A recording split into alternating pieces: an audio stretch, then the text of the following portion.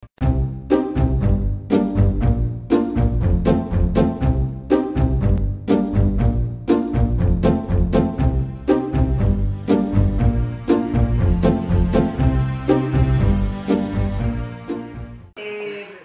él quiere añadir algún elemento a su semblanza, me encantaría para que conozcan más ampliamente. Y él nos va a abordar el título que quiere presentarnos, es Los espacios del turismo y los paisajes literarios en Castilla-La Mancha. Bienvenido, muchas gracias, Félix. Y ahora decía esto, ya no estamos siguiéndolas, pero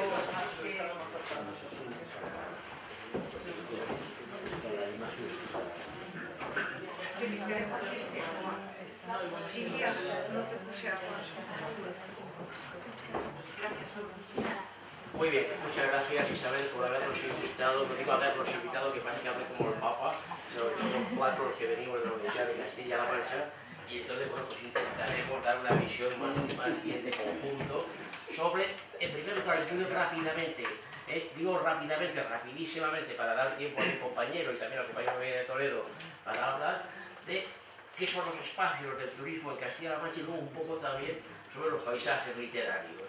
Bien, Castilla-La Mancha es esto, aquí tenemos Castilla-La Mancha, en el este y mediodía sur de Madrid, donde nos encontramos, y vamos a ver los espacios del turismo de interior en Castilla-La Mancha. El turismo de interior en España comienza a partir de los años 90. Hasta ese momento era turismo de costa, de litoral, etc., ¿no? Estos turismos, estos espacios del turismo los he organizado de manera jerárquica, es decir, en función de catalogaciones internacionales, nacionales, etc. Es decir, dar una visión espacial y al mismo tiempo en función de la importancia que tiene internamente. Y luego, la ficha de cuestión, ¿qué es esto del patrimonio territorial como destino turístico? En primer lugar, el turismo urbano. Empezaríamos por 2 ciudades patrimonio de la humanidad. En primer lugar, Toledo. Antes se ha dicho ciudad de las 3 culturas. No, yo digo ciudad imperial. Es la Roma hispánica, como algunos también lo han dicho. Por lo tanto, es el primer destino turístico de la región. En segundo lugar, tendríamos a Cuenca. Cuenca, muy astutamente, muy inteligentemente, no se presenta solamente como una ciudad patrimonio, sino que es, como decía Ortega, yo y mis circunstancias, es decir, lo que le rodea a la ciudad, esa belleza otoñal sobre todo, que tiene la ciudad encantada, las hoces, etc., y por lo tanto es un producto bastante compacto. Hemos añadido a estas ciudades otro tipo de ciudades. ¿Cuáles? Las ciudades arqueológicas. Esto es inventado, es decir, los parques arqueológicos, los distintos 5 parques arqueológicos, más las ciudades histórico-artísticas, una serie de núcleos semiurbanos que completan las ciudades anteriores y además de todas ellas, una serie de plazas importantes que tienen también su identidad, como puede ser Tembleque, Ocaña, etcétera y tal, ¿no? Y de esta manera pasaríamos al segundo turismo, el turismo industrial. Un turismo industrial que tiene como cabecera a un patrimonio minero de Almadén. De todos ellos lo van a ir completando, porque mi compañero García Marchante hablará de Cuenca, mi compañera Carmen Cañizares hablará del Parque de Almadén, y luego mi compañero también Francisco Cebrián hablará también del turismo rural. Por lo tanto, completarán este marco que yo rápidamente voy utilizando. Aquí lo más importante es el Parque Minero de Almadén, patrimonio de la humanidad también desde 2012, y aquí se une otra serie de áreas de patrimonio minero, en Portollano, Valle de Alcudia, las reales fábricas y también los molinos de viento. ¿Qué otro turismo podríamos añadir? Este es un turismo bastante tradicional, pero que lo colocamos en segundo nivel porque no tiene nivel de dotación internacional, de catalogación internacional. Tenemos aquí 2 parques nacionales, muy próximos uno a otro, el Parque Nacional de las Tablas de Daimiel, el Parque de Cabañeros, y a ellos se unen toda una serie de parques naturales que, si los anteriores eran nacionales, estos son de características regionales. Y el turismo rural. Este es un turismo nuevo, un turismo que surge sobre todo de la mano de la iniciativa comunitaria europea LEADER, más PRODER, que es el complemento español. ¿Qué es lo que pretende el líder como iniciativa? La gente pensó que el líder igual a turismo al interior. No, líder en realidad lo que pretendía era darle a los territorios del interior una plurifuncionalidad. Yo he intentado esto, lo hemos trabajado ordenando, reagrupando las medidas del turismo rural en dos grandes bloques. Un primer bloque, como diría Ricardo Méndez, los sistemas de producción local, es decir, las pequeñas y las pymes y la comercialización. Un segundo grupo, que es el que nos afecta, el turismo con visión territorial. Es decir, he unido aquí las tres medidas que integran la medida turismo rural, medio ambiente y patrimonio. De esta forma, en estos territorios, porque de alguna forma Líder y Proder ha tenido una visión de tipo territorial y esto nos interesa, pero son los territorios organizados un poco sui generis, aparece toda esta serie de medidas con estas acciones innovadoras, casas rurales, de labranza, rutas turísticas, museos, gastronomía, cerámica popular, y a esto se une también la medida del patrimonio, que sobre todo se ha basado en rehabilitación de edificios. Y por último, la medida medio ambiente con sus actuaciones, sus acciones innovadoras más características. El turismo rural se ha relacionado también al mismo tiempo con tres tipos de turismo en el mundo rural. El turismo enológico, las bodegas, el turismo gastronómico, sobre todo el lugar más importante lo desempeña todo lo relativo a las regiones de origen, y el turismo cinegético de caza mayor y menor. Y hoy la pregunta es, ¿se puede cazar, se debe cazar en los parques nacionales? Este producto último lo hemos llevado a cabo, hemos hecho un atlas del turismo rural en Castilla-La Mancha, que más que un atlas del turismo rural es un atlas del turismo. ¿Qué es esto del patrimonio territorial como destino turístico? Se ha dicho, Ortega Valcárcel ha dicho, que el patrimonio territorial es el territorio como recurso cultural y económico. Pero, ¿qué es el territorio? ¿Cómo podríamos concretar el territorio? Yo me he atrevido a relacionar el patrimonio territorial relacionado con las comarcas geográficas. Y entonces, ¿por qué? Pues porque son las más populares. Y al mismo tiempo en esa España donde la comarcalización se ha llevado políticamente en muy pocos lugares, la que al final luego más predomina son estas comarcas geográficas. Entendiendo que el territorio es la comarca, y como el Convenio Europeo del Paisaje dice que el paisaje es la parte del territorio, entonces nuestro objetivo de estudio sería el territorio y sus paisajes, la comarca y sus paisajes como objeto de estudio. Por lo tanto, lo que nos interesa es ver todos los elementos materiales e inmateriales que tenemos dentro de esas comarcas. ¿Qué comarcas? Bueno, nosotros en Castilla-La Mancha ya hemos hecho esta comarcalización. El interés de esta comarcalización, sobre todo, el haber dividido las comarcas en tres grandes bloques, de sierra, de llanura y luego de transición. ¿Esto qué es? Esta comarcalización zonificada la podemos ahora convertir cada comarca en objeto de interés turístico. Es decir, nos vamos al campo de Montiel, vamos a ver allí qué comemos, qué vemos, qué bebemos, es decir, qué hay dentro de cada una de esos territorios con un nombre. Antes hablábamos del nombre de las cosas. Pues no hay que inventar nombres, los nombres están perfectamente señalados, lo que tenemos es que llenarles de contenido de interés turístico. Y podemos hacer esta experiencia, como yo he hecho, volar en globo y poder ver un paisaje, hacer un safari fotográfico conociendo ese territorio y dar valor al territorio como objeto. ¿Y dónde residir en Castilla-La Mancha?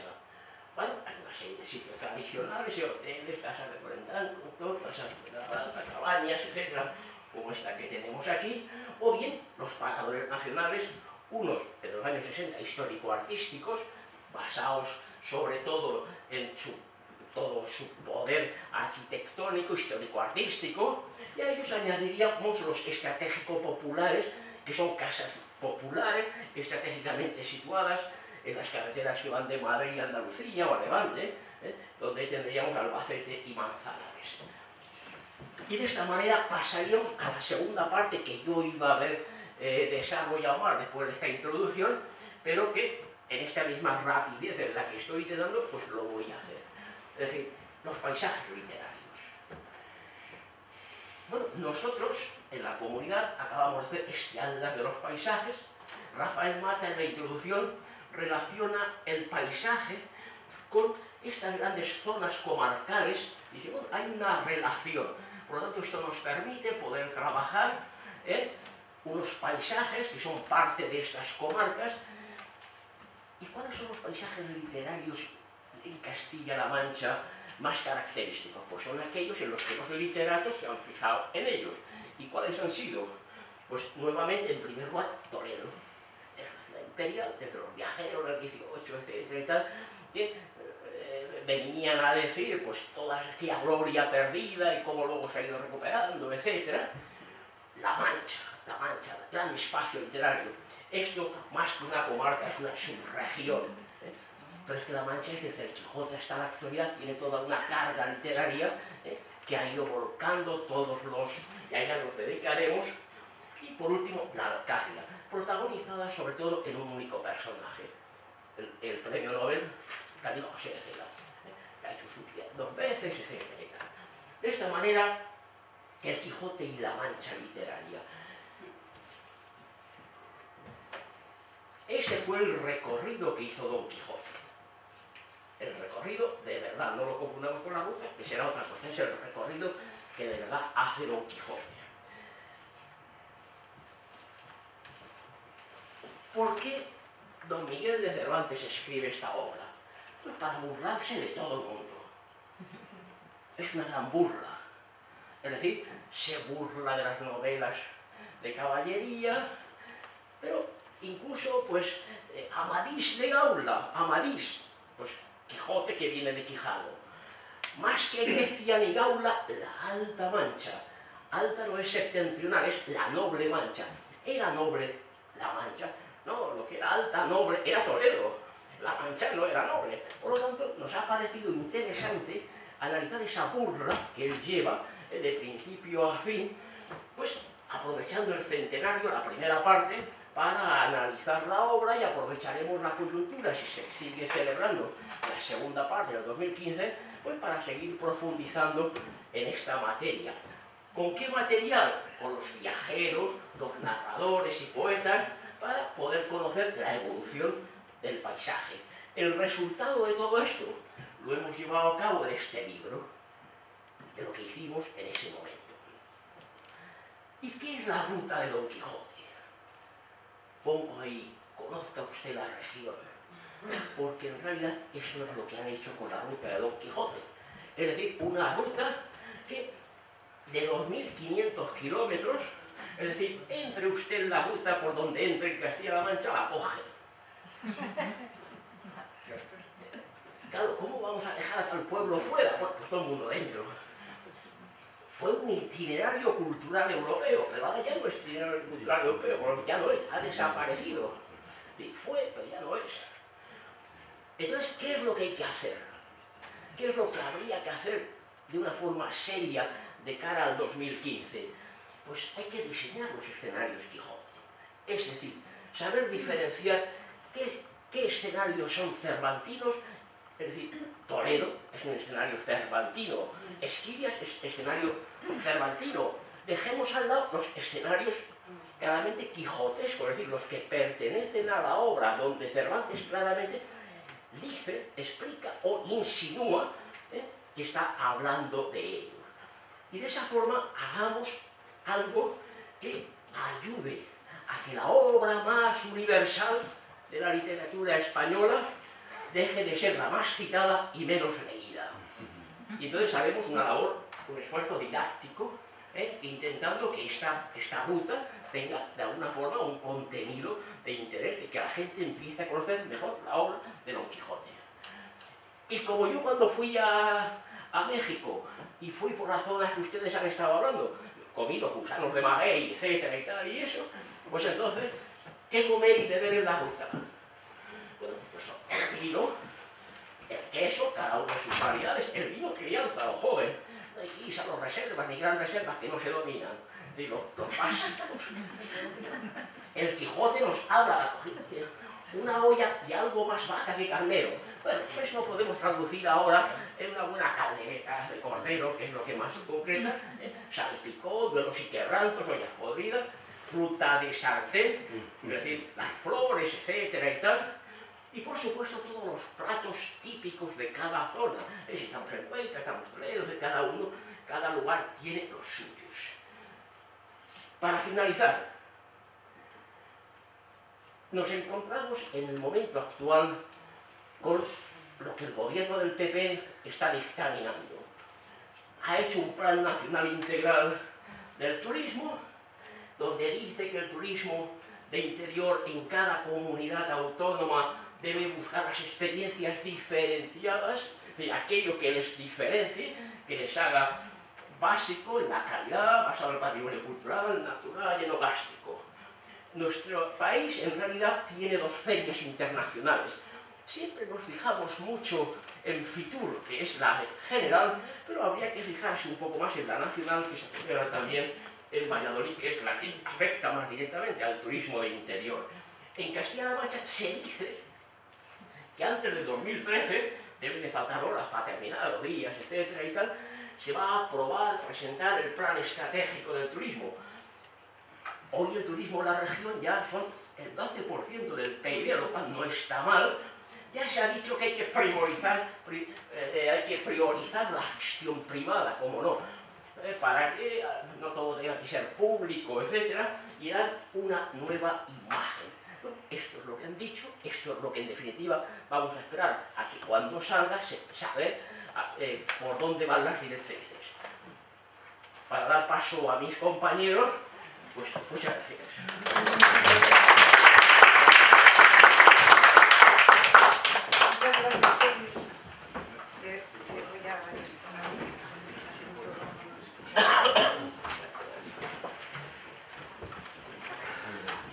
Bueno, pues damos la palabra a María del Carmen Cañizares el Rico. Carmen es profesora titular de Geografía Humana en el Departamento de Geografía y Ordenación del Territorio de la Facultad de Letras del Campus de Ciudad Real, de la Universidad de Castilla-La Mancha. Carmen, discretísima, me dice: he trabajado en temáticas relacionadas con el patrimonio minero e industrial y su reutilización para el turismo, pero ha trabajado en dimensiones amplísimas del turismo en Castilla-La Mancha. Hoy lo que pasa es que nos van a agasajar con el turismo industrial, ¿verdad? Muchas gracias a ti. Bueno, buenas tardes. Me sumo a los agradecimientos que ha hecho mi compañero Félix Pillet, tanto a Isabel Rodríguez como a la Universidad Autónoma de Madrid. Yo voy a hablar de 2 casos, de 2 enclaves de turismo minero en Castilla-La Mancha. Podría haber puesto turismo industrial perfectamente, porque el turismo minero forma parte del turismo industrial, pero como en este caso la seña de identidad es la minería, lo he querido denominar así. La experiencia diferenciada, enlazando con lo que decía Félix, se plantea a través del acceso, por ejemplo, a una cuenca minera, a una galería de mina, etcétera, etcétera. Son los casos de Almadén y Puerto Llano. Me parece necesario... No sé qué ha pasado aquí. ¿Por qué?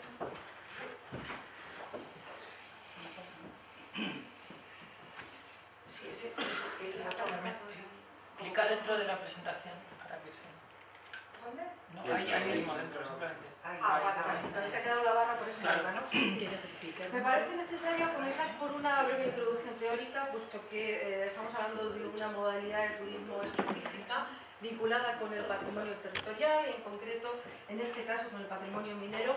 Y esa base teórica parte de esta idea, de que el turismo minero industrial o simplemente industrial, puede relacionarse con actividades mineras industriales que ya están clausuradas, minas que están cerradas en este caso, o bien con las que están todavía activas, entonces hablaríamos de un turismo de industria viva o de minería viva, ¿no? En este caso están vinculadas, como decía, a minas que están clausuradas, donde lo importante es la puesta en valor, la valorización del patrimonio minero en los 2 casos, tanto en el caso de Almadén como en el caso de Puerto Llano.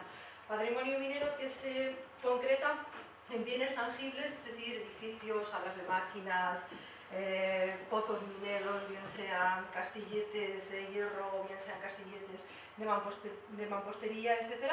Y también en bienes intangibles, en lo que es la cultura minera, en lo que es el folclore, o en lo que es también el cante de las minas en algunas ocasiones, o el saber hacer, relacionado con la minería.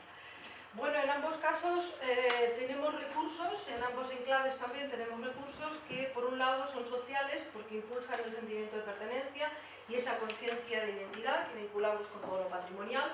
En segundo lugar son culturales, son bienes culturales heredados, afortunadamente muchos de ellos con la catalogación de BIC, por tanto protegidos, son aceptados socialmente y tienen un valor simbólico para la población que se reconoce en ellos, y finalmente son recursos económicos porque tienen un valor de uso, un valor de cambio, porque son objetos de consumo bajo esto que llamamos industria turística o actividad turística. Bien, estamos en el suroeste de la Comunidad de Castilla-La Mancha, la provincia de Ciudad Real, y tenemos por un lado el área de Almadén, que en realidad se distribuye en cuanto a elementos patrimoniales entre Almadén y Almadenejos. Por otro lado, el área de Puerto Llano, o podríamos haber dicho la cuenca minera de Almadén, la cuenca minera de Puerto Llano, son distritos mineros diferentes, el de Almadén y el Valle de Alcudia, y entre medias tenemos el Valle de Alcudia y Sierra Madrona, que también es un territorio muy rico en patrimonio minero que puede ser aprovechado para poner en común esos dos enclaves, cosa que de momento todavía no se ha hecho. Comenzando por Almadén, es un municipio relativamente pequeño, que no llega al estatus de urbano desde el punto de vista estadístico, tienen ahí la población. Las minas son de un mineral, de cinabrio, del cual mediante destilación y calentamiento se obtiene el mercurio, que se sacó gran parte del mercurio que se ha utilizado en el mundo, como imagino que saben. Las explotaciones tienen más de 2500 años de antigüedad, de origen prerromano, muy activas durante la romanización, cuando del cinabrio se sacaba el bermellón para tintes, por ejemplo, en la antigua Roma. Posteriormente, con la dominación árabe, los árabes son los primeros que crean o que inventan un horno para destilar el cinabrio y convertirlo en mercurio, los hornos de Sabecas. Posteriormente, durante la Edad Moderna, minas muy activas, sobre todo con los intercambios con América Latina, fundamentalmente a partir del siglo XV y sobre todo siglo XVI y siglo XVII, intercambios tecnológicos y la importancia también del mercurio para amalgamar el oro y la plata. Y finalmente la edad contemporánea con otros usos muy distintos, fundamentalmente relacionados con la industria química, con los termómetros y con algunos otros elementos, también tuvieron actividad. Cierran en el 2003 y a partir de ese momento algunas de las edificaciones históricas se empiezan a recuperar, como es este caso, el Museo del Mercurio. Aparecen elementos aislados que empiezan a ponerse en común dentro de una red. Este es un baritel, hay dos bariteles, los bariteles son los precedentes de los pozos mineros. Ahí se encontraba un animal de tiro en el interior que dando vueltas conseguía sacar el mineral desde el subsuelo. Hay uno en el exterior que es este, en Almadenejos, y hay otro en el interior. Y algunas otras estructuras, ¿no? Cercos mineros, algunas puertas que como esta están restauradas a partir de los programas de desarrollo rural, el cerco de Buitrones, la Puerta de la Mancha, la mina San Aquilino, en este caso un castillete del siglo XIX, es decir, distintos elementos, muchos de ellos sueltos, que empiezan a tener un poco de coherencia, muchos de ellos, la mayoría de la época de la Ilustración, del siglo XVIII fundamentalmente, como es este caso, la Puerta de Carlos IV, uno de los elementos simbólicos más representativos, y algunos otros elementos muy importantes en cuanto a su valor patrimonial. En concreto, estos son los hornos de Aludeles, también llamados los hornos Bustamante, porque Alonso de Bustamante es quien los introduce en España en el siglo XVII. Previamente habían sido inventados por López Saavedra en las minas de Huancavelica, en Perú, y forma parte de esos intercambios entre América y España. Se conserva solamente este en una disposición más o menos aceptable, que ya es del siglo XVIII, pero que estuvo en funcionamiento hasta el siglo XX, como ven. Bueno, algunos otros elementos también vinculados con el almacenaje del mercurio, con el transporte del mercurio, etcétera, etcétera, y la creación en 2006 de un parque minero que consigue darle coherencia, como decía, a todos esos elementos y consigue generar una iniciativa, una actuación que tenga un atractivo turístico. El parque se crea para paliar el declive que estaba suponiendo, como dice ahí, la falta de viabilidad de las explotaciones. Las explotaciones se habían cerrado en el 2003 y, bueno, yo permitía, además de conservar los elementos patrimoniales, ponerlos en valor, como decía antes, y generar una actuación pues, que en España es bastante singular porque solamente hay 4 parques mineros, el de Río Tinto, el de Sierra de Arcos, y me dejo algún otro, bueno, pocos enclaves que tengan esta entidad de parque minero. Bueno, la atracción estrella, vamos a decir así, de esta iniciativa es poder bajar al interior de la mina. No es fácil poder descender al interior de una mina o de una galería de mina. En este caso se hace en una parte de un tramo, en un pequeño, como ven ahí, tren minero de interior, con una locomotora de interior muy característica, y en otros tramos se hace andando, simplemente recorriendo el interior de la mina, como ven ahí, pudiendo ver algunos puntos de interés geológico, pudiendo acceder al interior del otro de los bariteles, esta es la parte central del baritel de San Andrés, y pudiendo también transitar por la galería de Forzados del siglo XVIII, galería que conectaba la mina que está debajo del municipio de Almadén con la cárcel de Forzados, en concreto esta con la nueva cárcel de Forzados, donde los prisioneros por determinadas circunstancias estaban forzados a no ver la luz del sol y por tanto tener que pasar de la cárcel a sus trabajos en la mina solamente a través de la galería. Bueno, el número de visitantes es un número relativamente significativo para una comunidad como es Castilla-La Mancha, alcanzando más de 16.000 en el 2009. Río Tinto tiene 70.000, obviamente no es comparable, pero es, vuelvo a decir, es significativo, aunque la crisis también ha hecho mella, como se puede ver. En el 2012 consigue la catalogación de Patrimonio de la Humanidad con las minas de Idria, en Eslovenia, lamentablemente no con las de San Luis Potosí, que es con quien se había presentado a la candidatura en años anteriores. Y bueno, eso lógicamente creo que le concede también un estatus diferente y un mayor atractivo, vamos a decir así, para poder desarrollar iniciativas de interés turístico. Recientemente se incorpora a la Red Española de Turismo Industrial y bueno, esperemos que su evolución consiga remontar ese descenso que ha provocado la crisis económica. Hay algunos elementos también en el municipio de Almadén, la primera escuela de minas que se crea en España, cuyo edificio se conserva y se está rehabilitando. Una plaza de toros del siglo XVIII muy singular porque es hexagonal. Las celdas de la nueva cárcel de Forzados también. El Real Hospital de Mineros de San Rafael, que es otro de los elementos más importantes que también se puede visitar, porque fue el primer hospital especializado para enfermedades de mina relativas con los trabajos en la mina, y tiene el museo minero con algunos elementos significativos, y tiene también el museo hospitalario donde se pueden ver pues, las dependencias de lo que era el hospital de mineros y también las dependencias de los forzados cuando estaban en el hospital, encadenados pues en una disposición también distinta, vamos a decir así, bastante curiosa. Los visitantes al hospital de mineros no son tan voluminosos como al parque minero, pero también son relevantes, también se alcanzaron ahí en 2008 6.500, que es una cifra muy significativa. En el caso de Puertollano estamos hablando de otro tipo de explotaciones mineras, estamos hablando de explotación del de carbón de hulla, que ya son del siglo XIX, explotación que se hace en pozos, minería subterránea del 1873 a 1975, después las minas se cierran y se vuelven a reabrir a mediados de los 80 a cielo abierto. Y también explotación de pizarras bituminosas en un periodo muy concreto del siglo XX, 1925-1966. El protagonista principal es La Hulla. Puertollano es una ciudad considerablemente más grande, como ven ahí, en cuanto a volumen de población, casi 52.000 habitantes, y es la cabecera de toda la comarca funcional de la zona suroeste de la provincia de Ciudad Real y de Castilla-La Mancha. Igual que en el caso anterior, se conservaron algunos elementos significativos, sobre todo castilletes, en gran parte castilletes de hierro, fundamentalmente. Algunos se han mantenido y se han reutilizado, otros están en disposición de poderse mejorar, porque no ha llegado a ellos la rehabilitación. En algunos casos se han reubicado dentro de la ciudad para, de alguna forma, salvarlos de la minería a cielo abierto y a la vez convertirlos en símbolos. Y en otros casos, bueno, gran parte del material se ha perdido también por la falta de sensibilidad hacia la protección del patrimonio, que también es relevante. Yo voy a hablar aquí de dos actuaciones importantes en el caso de Puertollano, en el óvalo norte, concretamente en la mina del Pozo Norte, que en origen era así. En los años 80 ya es así, lamentablemente, porque se han perdido parte de las edificaciones.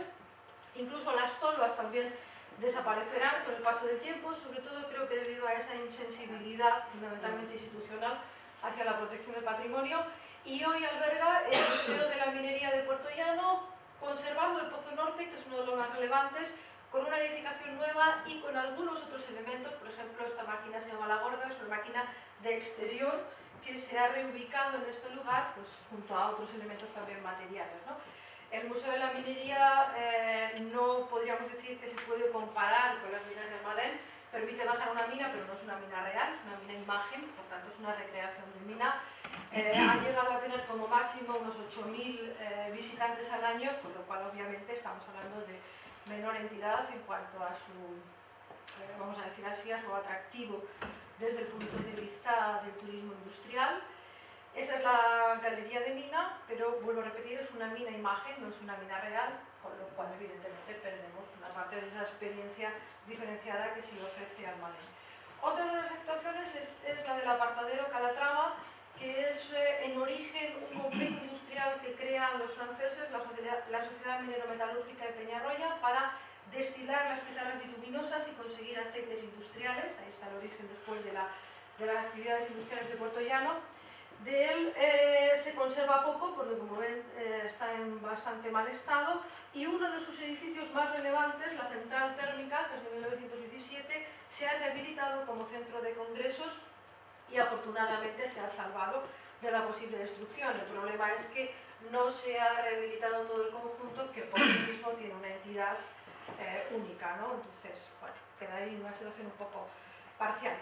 Entre Almadén y Puerto Llano nos encontramos el Valle de Alcudia y Serra Madrona, toda esa gran comarca que tenemos en este sector, una zona minera también donde la Asociación para el Desarrollo Sostenible del Valle de Alcudia y Serra Madrona, el antiguo PRODE y después LÍDER, pone en marcha la ruta de la minería, integrando algunos otros castilletes, en este caso castilletes de mampostería, que tenemos en Minas del Horcajo o que tenemos, por ejemplo, en San Quintín. No hay aprovechamiento de sinergias entre Almadén, Valle de Alcudia y Puerto Llano. Creo que hacia ahí se debiera caminar, yo así lo he planteado en alguna ocasión, sobre todo porque el territorio que tenemos en medio de todo eso es un territorio muy rico, donde hay toda una serie de recursos a aderezar, mejorar esa experiencia turística, que tienen que ver desde el relieve apalachense del Valle de Alcudia y la propia vegetación de los encinares, a la aparición de algunas lagunas volcánicas y algunos otros conos volcánicos, a la ruta de Don Quijote en otro de sus tramos, en este caso que pasa por la venta de la Inés, citada en el Quijote, el acceso a pinturas rupestres esquemáticas, en este caso en el término municipal de Almodóvar del Campo, pinturas neolíticas que tienen también un enorme valor, y luego pues tener la posibilidad de poder ver fauna en peligro, como es el caso de la cigüeña negra, que es difícil de ver, pero que forma parte de ese contexto territorial. Muy bien, pues nada más, muchas gracias.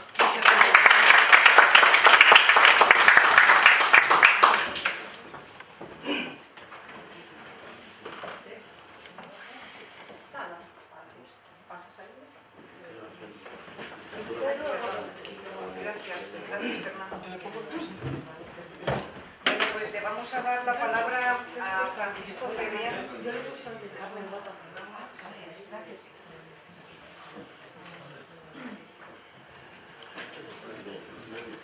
Francisco Cebrián es también profesor titular de Geografía Humana, adscrito al Departamento de Geografía y Ordenación del Territorio de la Universidad de Castilla-La Mancha, en la Facultad de Humanidades, en el campus de Albacete. Ha trabajado en la temática del turismo rural en Castilla-La Mancha. Es codirector del Máster de Turismo Rural y Desarrollo Local de la Universidad de Castilla-La Mancha. Bienvenido, muchas gracias por estar aquí. Bueno, muchas gracias a la Universidad Autónoma y sobre todo a ti, Isabel, por habernos traído y por permitirnos aprender un poco entre todos, porque yo creo que se trata de que aprendamos, que compartamos y que veamos experiencias que de alguna manera pues, nos ayudan a entender un poco mejor el tema. En el caso de la parte que me corresponde dentro del grupo de la Universidad de Castilla-La Mancha, donde me han precedido Félix Villet y Carmen Cañizares, me toca, con la idea que llevaba, intentar presentar de forma muy breve, porque el esfuerzo de sintetizarlo es complicado, de presentar en 20 minutos, incluso menos, cómo aparece una modalidad que es relativamente nueva de turismo, el turismo rural, que aparece a partir de 1995 aproximadamente, que en muy poco tiempo cobra importancia, que se convierte en algo que ya se empieza a visualizar y que tiene como elemento de consumo fundamentalmente el paisaje. Todo eso, de alguna manera, lo que hace es que convierta al territorio en objeto de atención prioritaria y sobre todo el turismo, el territorio, el paisaje, en los espacios rurales y especialmente en los espacios de montaña, que es donde se está desarrollando con mayor velocidad, con mayor intensidad y que de alguna manera entra en relación con lo que decía Félix antes de las zonas de montaña y especialmente de ruralidad alta. Todo eso lo quería plantear intentando hacer una pequeña reflexión sobre el marco conceptual del turismo y sobre ese marco conceptual del turismo, cómo funciona el sistema turístico y cómo funciona el sistema turístico dentro del medio rural desde los principales elementos que tenemos. Marco conceptual de un turismo que empieza a entenderse no como turismo al uso industrial o como se venía planteando tradicionalmente, sino como actividad donde lo cultural tiene importancia y tiene una importancia creciente, cada vez más importante, y que es producto de los cambios recientes de la posmodernidad en la que estamos metidos y en el proceso de globalización actual que cada vez permite que haya más movilidad y más información. Y sobre todo entendiendo el turismo como un sistema donde intervienen elementos de distinta naturaleza que tienen mucha incidencia territorial y que incluyen a empresarios, incluyen a administración, incluyen a turistas y sobre todo incluyen a lugares y territorios. Incluyen a espacios concretos y sobre todo espacios de montaña y especialmente los paisajes del agua, que es lo que de alguna manera se percibe en los territorios donde se está desarrollando este tipo de turismo en nuestra zona. Y también la idea de concepto de turismo a partir de la relación con la imagen que se crea, con la imagen que se transmite, con la imagen que percibe el turista y que al final se pretende obtener y sobre todo consumir, es decir, trasladarlo en experiencia, ¿no? En ese marco, ahora mismo el nuevo turismo, el turismo en el que nos movemos, está de alguna manera en la barrera entre lo que es turismo entendido tradicionalmente con actividades que se añaden, que se incorporan, sobre todo porque hay más estancia, tenemos tiempo de más corta duración y donde el deporte y la cultura están muy presentes. Donde comienza a cambiar la tradicional idea del turismo masificado, vacaciones largas, de sol y playa, todo ese tipo de modelos al que hemos estado tradicionalmente metidos, porque aparece Internet como elemento de transmisión de la información, de comercialización, aparecen los nuevos sistemas de transporte, los nuevos juegos en el caso del turismo de sol y playa, y sobre todo Internet como cauce de relación dominante entre usuario, consumidor y productor de turismo, en este caso, en la vía de marketing o comercialización. Todo eso, de alguna manera, abre la puerta a que aparezca el turismo rural relativamente en poco tiempo, hace poco tiempo, y que cobre una velocidad mucho mayor que el resto de modalidades y que visualice, convierta a las zonas de interior en zonas turísticas cuando tradicionalmente no lo ha sido. Han sido zonas que han tenido otro tipo de función. En ese marco aparecen nuevos destinos, aparecen nuevos competidores, aparecen mercados alternativos y aparece el medio rural como zona turística con posibilidad de utilizarse. En ese esquema aparece el turismo rural y aparece en un marco de competencia creciente. Todo el mundo quiere ser un destino turístico rural, sobre todo los nuevos en la nueva zona de montaña, en un contexto de demanda exigente, de demanda creciente, cada vez somos más conscientes de lo que queremos, de cómo lo queremos, dónde lo pagamos, en un contexto de aumento del tiempo libre, ahora con el paro incluso más todavía, aumento de las expectativas y luego sobre todo, como apuntaba Félix antes, por el efecto que han tenido las estrategias de impulso de la administración, que han tenido un efecto dinamizador muy grande, pero que ahora nos encontramos con que la administración se retira. La administración desde el punto de vista de los impulsos institucionales del apoyo económico. Todo eso deja como balance en ese escenario un aumento del valor de los recursos intangibles que de alguna manera forman parte de todo lo que hemos estado viendo a lo largo del día, es decir, cultura local, territorio, paisaje y elementos que están vinculados al paisaje que tienen en el contexto actual algún tipo de valor. Y todo eso en un turismo rural que está marcado, por lo que hemos visto también, integralidad, sostenibilidad, endogeneidad, coordinación, que no siempre se da, segmentación de la demanda, que cada vez es más palpable, más visible, o especialización productiva. Es un turismo rural que debería resultar de la complementariedad entre actividades y que tampoco se da habitualmente, es decir, que forma parte del marco teórico en el que inicialmente surge y en el que aparece. En ese marco yo lo que quería era hacer una visión muy rápida de cómo aparece, cómo se organiza el sistema turístico rural dentro del territorio de Castilla-La Mancha y, sobre todo, qué papel desempeñan los recursos y qué papel desempeña el paisaje. En ese marco, el primer elemento a tener como referencia es que es un turismo muy joven, que aparece en 1994 la primera casa rural en la región, con lo cual es el punto de arranque más o menos del proceso.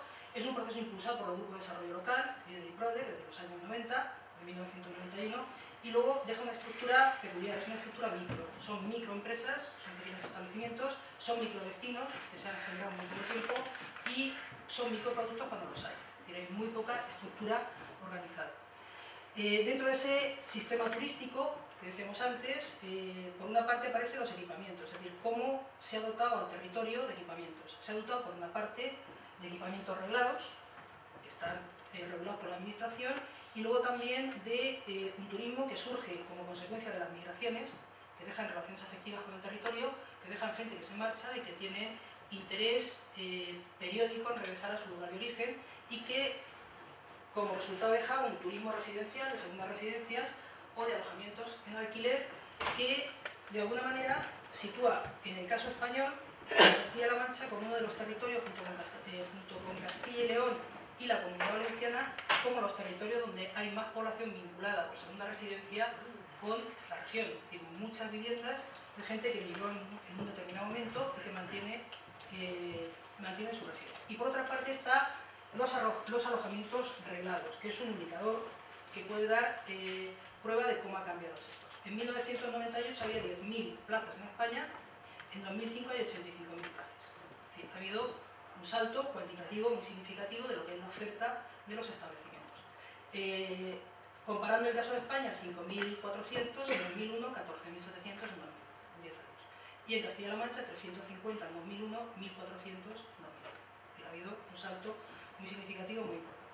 Como balance desde el punto de vista de la oferta, si nos centramos solamente en ese punto, es decir, ahora mismo Castilla-La Mancha es la tercera comunidad de España por número de alojamientos. Es decir, apenas 20 años ha tenido un crecimiento muy fuerte y algunas provincias se han llegado a posicionar dentro de la jerarquía española en cuanto a establecimientos. La provincia de Albacete aparece como la tercera en el año 2012 en número de alojamientos totales dentro de lo que es el escenario español.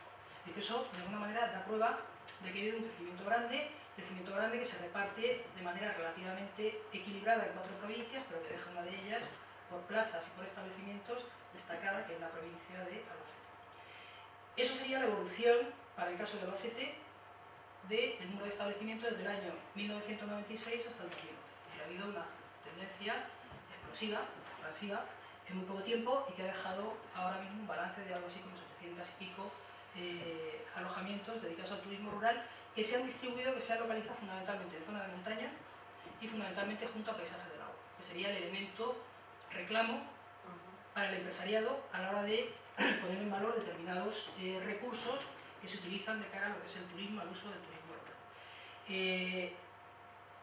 Y que, bueno, en algunos territorios en concreto, en un parque natural que tenemos dentro de la provincia de Albacete, que es lo que decía Félix, Parque Natural de los Calares del Mundo de la Sima, se concentra la mitad de la oferta de alojamiento de turismo rural de la provincia de Albacete, con lo cual hay una relación, vinculación directa, y que, bueno, estos son simplemente son municipios, lo pasamos rápidamente y demás. Primer elemento del sistema turístico sería, por una parte, lo que es la oferta de establecimientos.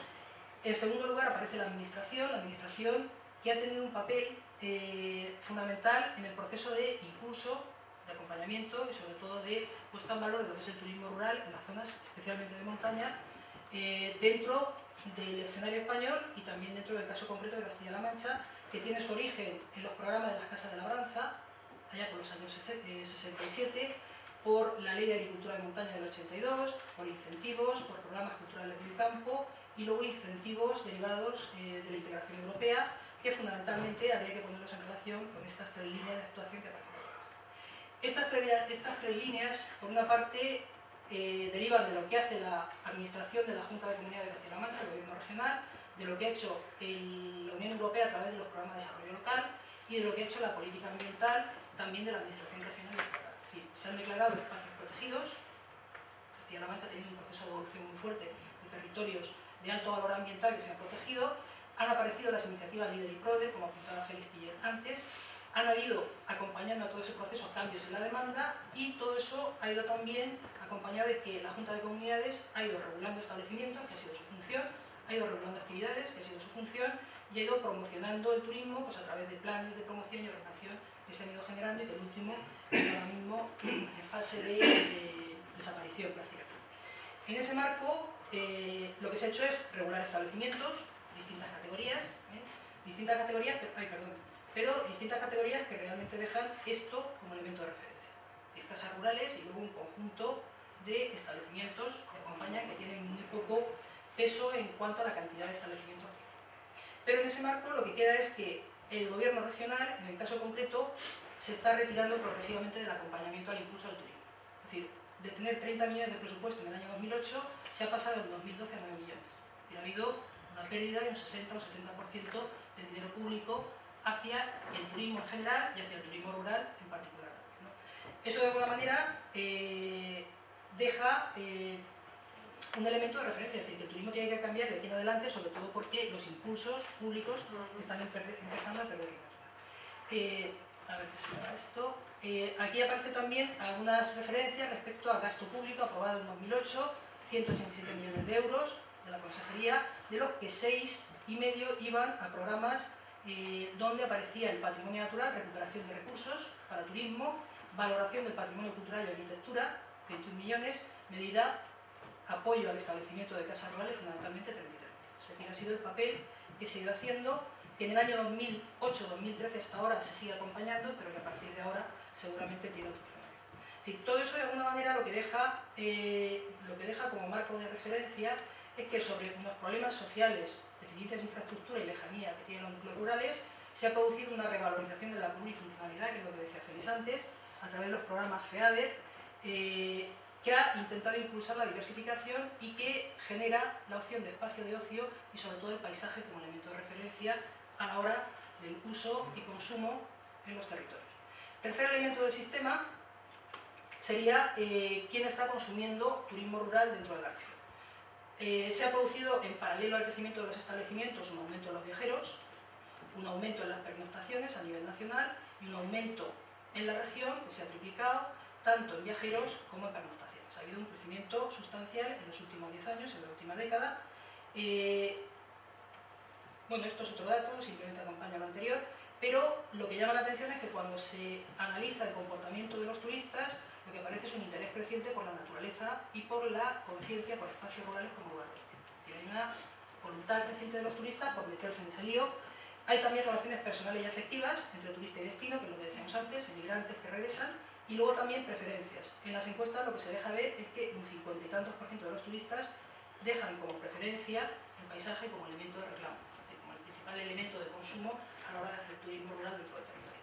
Esto es una imagen de una encuesta que se hizo en el año 95 a nivel nacional y que de alguna manera manifestaba o reflejaba el elemento de reclamo principal que es el paisaje dentro del territorio, acompañado con otros que tienen menos valor, pero que de alguna manera dejan el paisaje como elemento fundamental y que en el caso concreto de los parques, y esto es un estudio que hicimos del parque natural, dentro de la provincia de Albacete, que es el que tiene mayor capacidad de acogida, aparece el paisaje y los espacios naturales como elemento de referencia fundamental. El turismo al final acaba utilizando eso.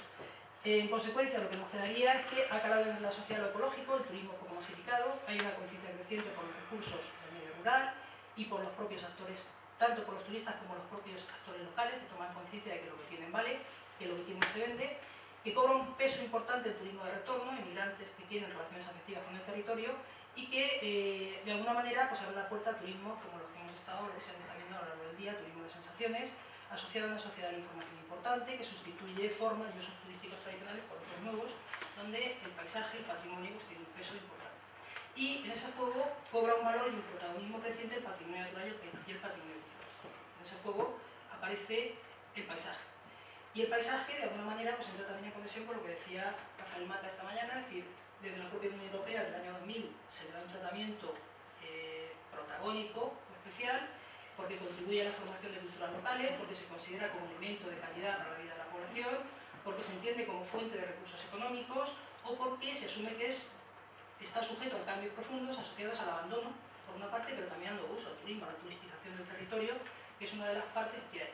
Pero que está sujeto a impactos, evidentemente, es decir, a cambios que degradan el paisaje o bien por degradación o destrucción, el abandono, el turistización y sobre todo en la montaña española había un proceso y sigue habiéndolo de pérdida de población, por lo que deja espacios en desusos, pero también aparece el problema de la turistización del territorio a través de segundas residencias, a través de actividades que se introducen nuevas, o servicios, o de nuevas actividades industriales, energéticas, regeneradores, torres de alta tensión y demás, que se convierten en elementos perturbadores del paisaje.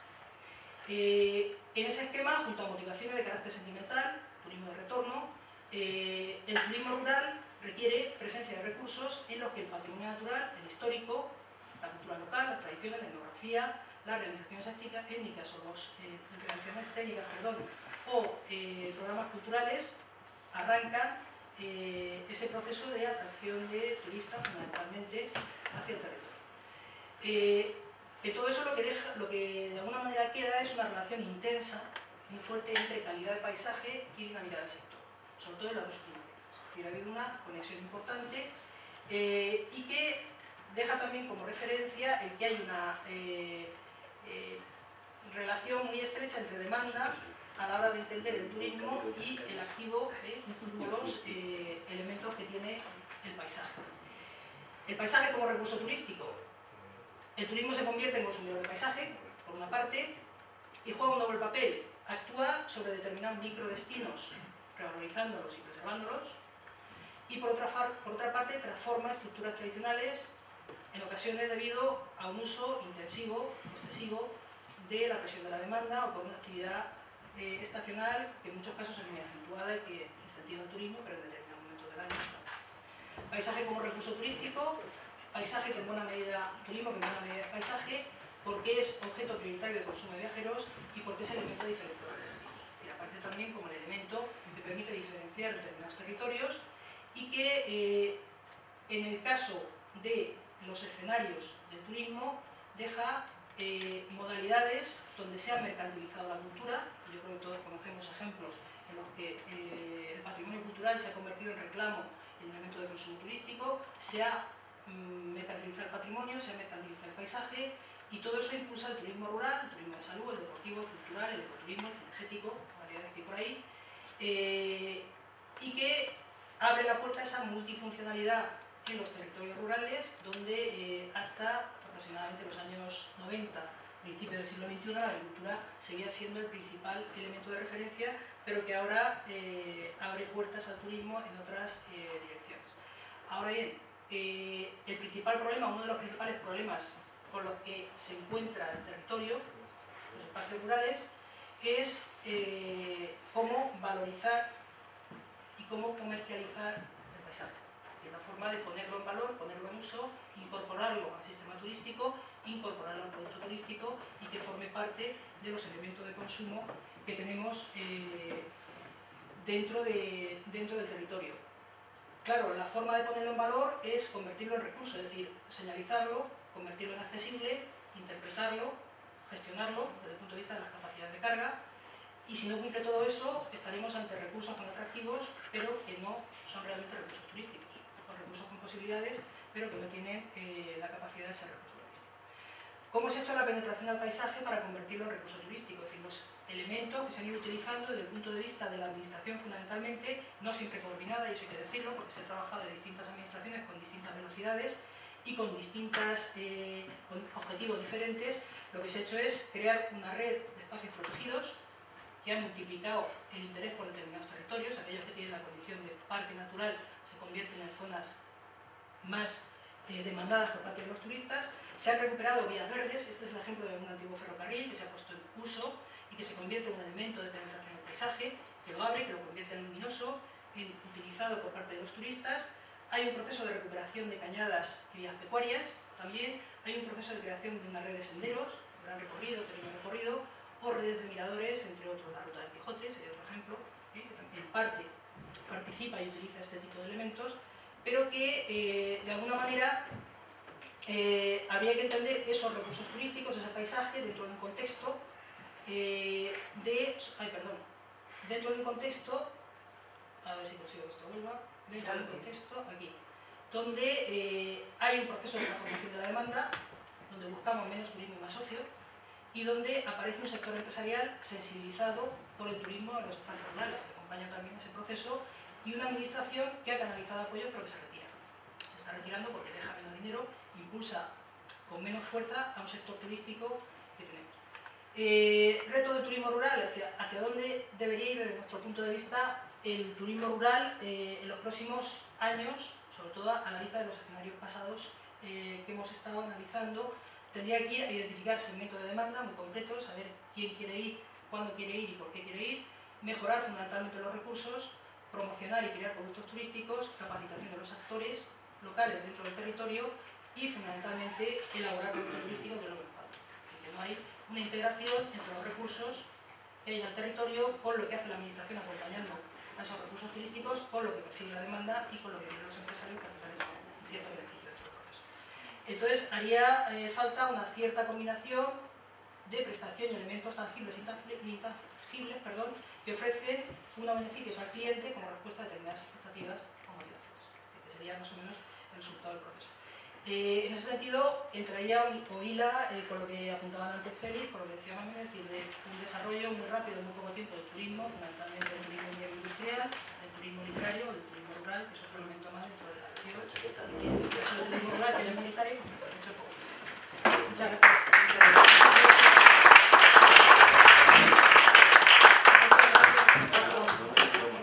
No, está bien. Os agradezco a todos mucho, a los que estáis a punto de que os llegue de lo deprisa que habláis, a todos los demás que no habéis tenido ni un minuto para descansar ni tomar café, os agradezco mucho porque vamos a poder tener debate. Yo creo, ¿no? Pero vamos bien, vamos muy bien.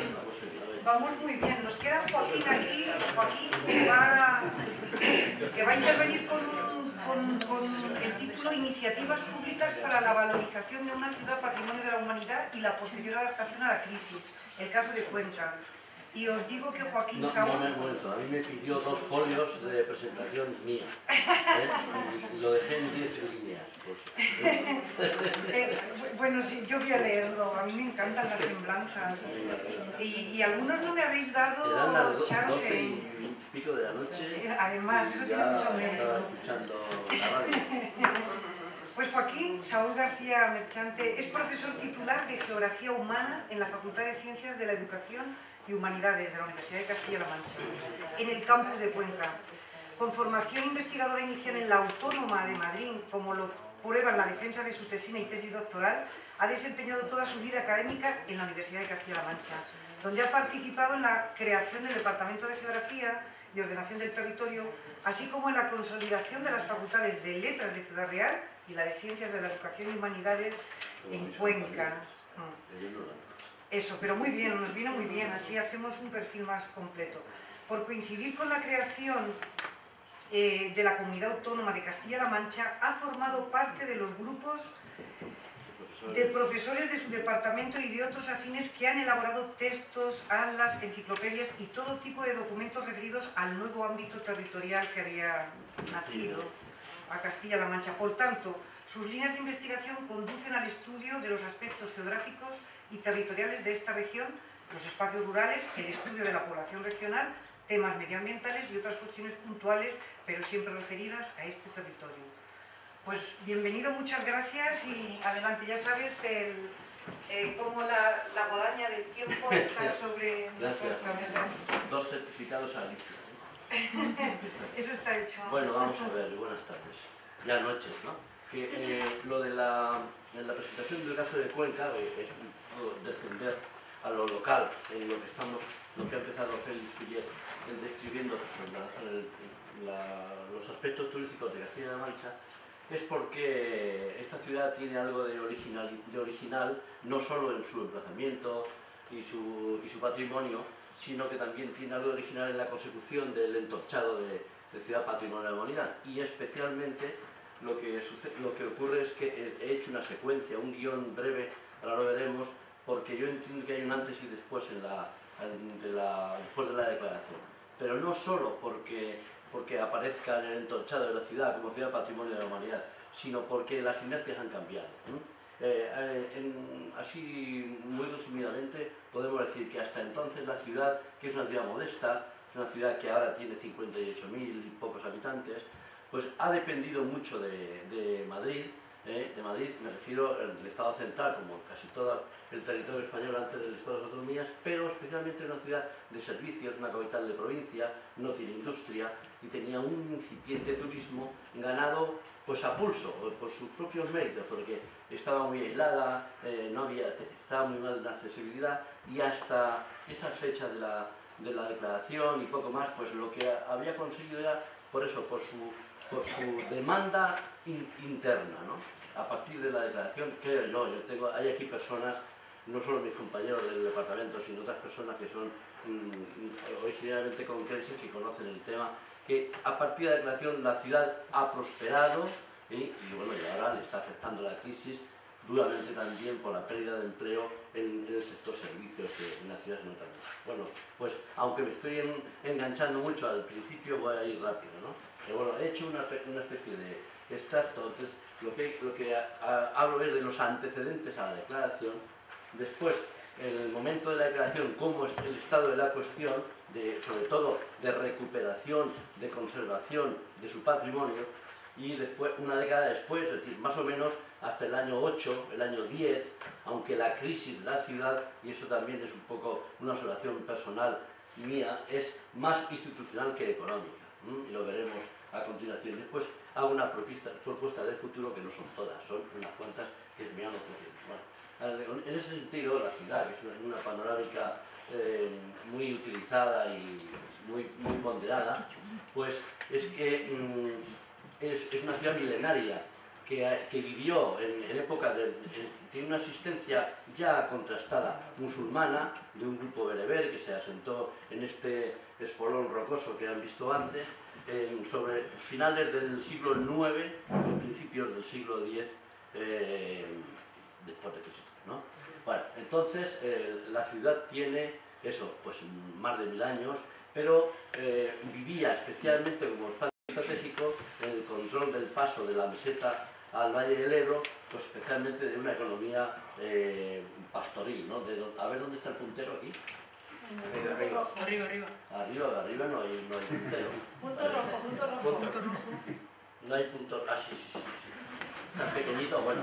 Este es un rebaño trashumante de los que quedan pocos todavía. Quizás sea el único de los que transitan hasta el Valle de Alcudia o hacia las tierras de Andalucía, pero en una foto de hace unos años. Bien. Pero pasado esa economía vinculada a una tutela musulmana, hace que la ciudad vaya adquiriendo importancia, se cristianiza en el siglo XII con la ocupación, con la toma, la conquista por Alfonso VIII, y entonces la ciudad empieza, es una ciudad estamental, una ciudad que empieza a tener importancia, tiene la corte reside durante unos años allí, con lo cual pues se va adhiriendo con nobleza, con burguesía, con riqueza resultante de la industria de la lana, a consecuencia también de la abundancia de cursos de agua que pasan por su entorno, y va creciendo, desborda el recinto amurallado originario de la ciudad, va creciendo hacia la llanura y va generando incluso algunos arrabales como este que estamos viendo aquí de San Antón.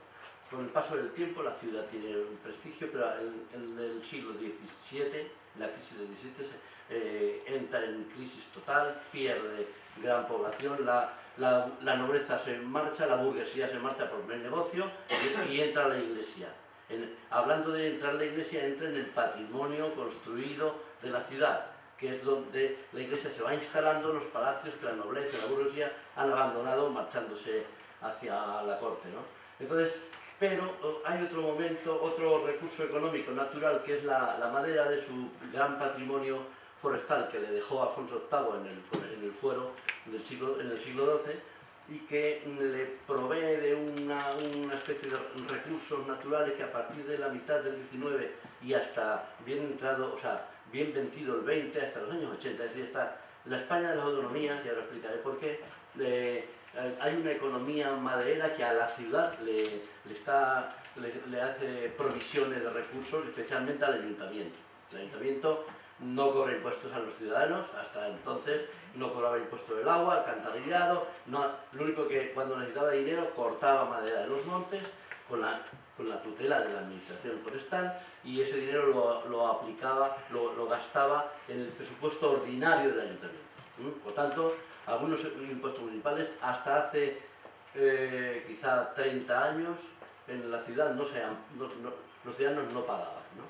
Bueno, pero claro, el tiempo sigue y entonces la ciudad, vencido el 19, principio del 20, todo su caserío cerrado en una muralla, que es el que ha sido declarado Patrimonio de la Humanidad, pues se deteriora, hay una sobredimensión demográfica del espacio y los ciudadanos empiezan a abandonar ese recinto patrimonial, todavía no patrimonial, recinto residencial, y se marchan hacia la cuenca nueva, la ciudad baja, en los espacios del ensanche de la ciudad. Y entonces se empieza a abandonar el patrimonio. La ciudad no es patrimonial en el sentido de tener importantes edificios singulares, monumentales, sino tener rasgos de unas viviendas populares muy significativas, como veremos después, y dignas de consideración,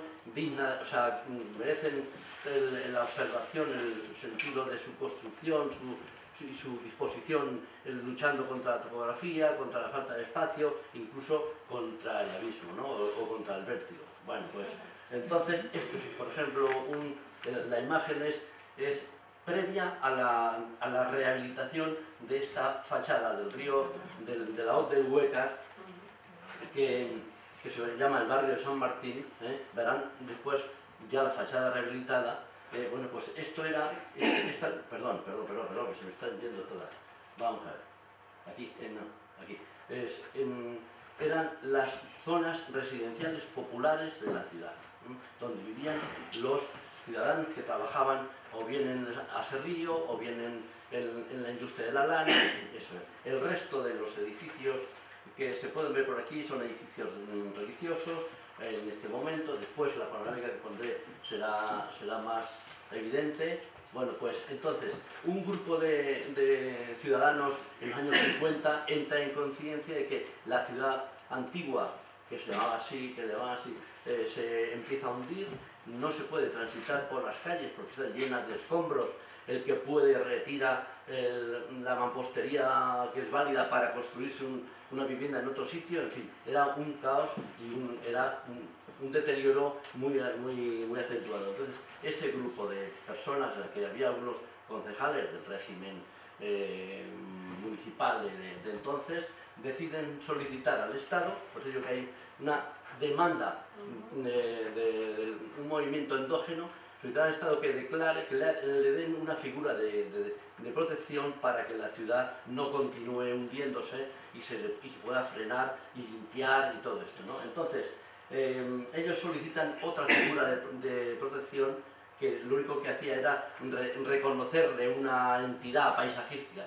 Entonces la Dirección General de Patrimonio les dice que es mejor declarar un paraje pintoresco porque permite la protección de los edificios y necesita cualquier intervención una licencia de obras para intentar no desvirtuar el paisaje urbano que la ciudad tiene. Bueno, pues esta protección ya afecta al casco histórico y a todo el paisaje que lo rodea. Si hacemos un poco de memoria de la documentación de entonces, hay enclaves en la ciudad que no solo son las hoces que luego ha contemplado la declaración, sino, por ejemplo, el espacio que ocupa el Hospital de Santiago, que está extramuros y que tiene un gran valor patrimonial y quedaba fuera. Entonces, ahí hubo controversia. Bueno,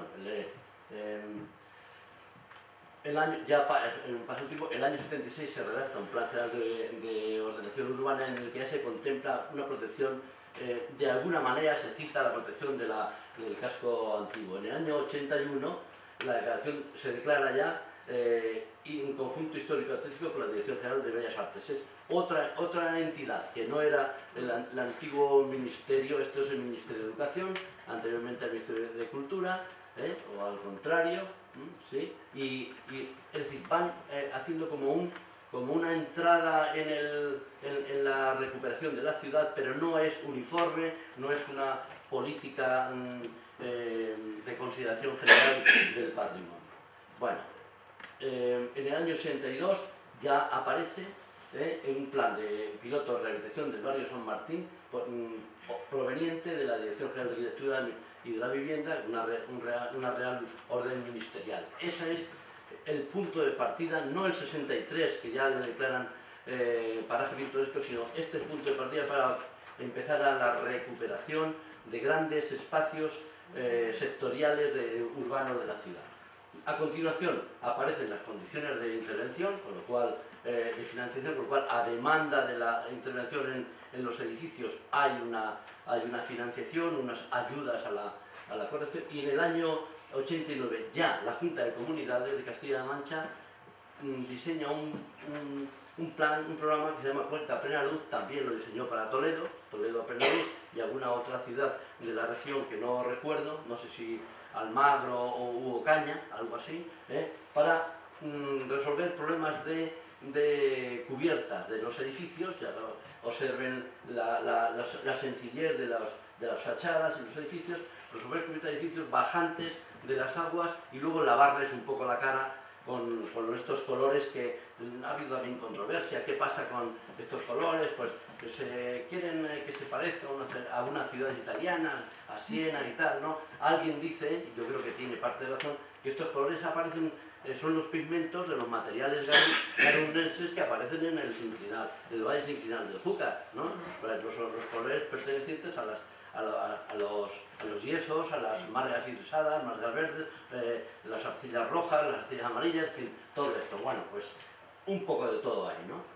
Bueno, hasta entonces, esta es una imagen antes del hundimiento de la torre del Giraldo de la catedral, es la imagen que deberíamos estar viendo en la realidad, pero por desgracia pues hubo un hundimiento en 1902 y cayó la torre del Giraldo, que la ven ustedes a destacar arriba, sobre la fachada y hizo una gran destrucción. Entonces, hasta entonces ya se han recuperado, o sea, no hasta el hundimiento, sino hasta este momento que estamos previos ya a la declaración, varios edificios singulares de la ciudad que forman parte de la trama urbana de la ciudad y que tienen una función también de referencia. Por ejemplo, la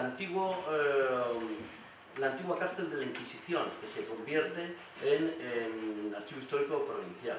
Se recupera el convento de Carmelitas, y se le concede la función de pues una sede de la Menús Pelayo y compartido con la UCLM, en tanto la UCLM se dota de edificios nuevos, ¿no? Se rehabilita el edificio Palafox para la sede de la Joven Orquesta Nacional de España, que el proyecto fracasa, pero el edificio está ahí y en este momento es un gran contenedor, un conservatorio provincial.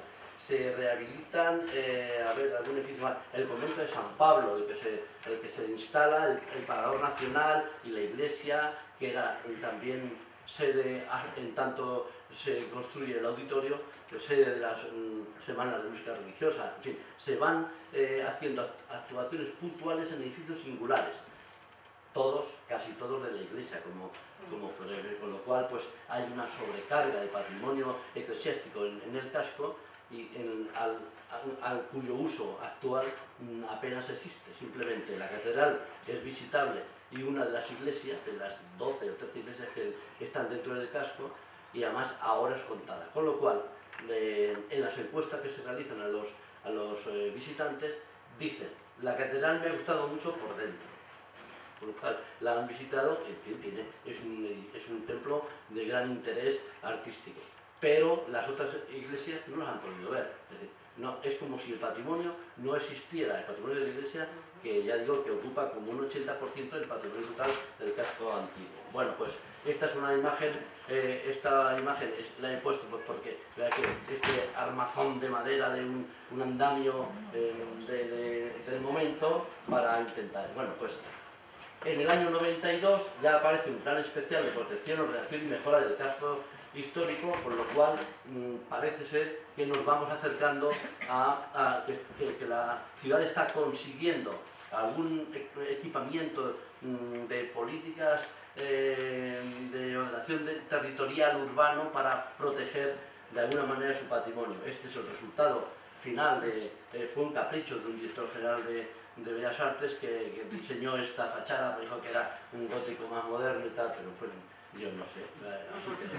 En el año 95 se redacta un nuevo plan general de ordenación urbana en el que también se contempla ya una actuación, lo que pasa es que en algunos casos se cita el 96, porque cuando ya se aprueba y se pone en marcha.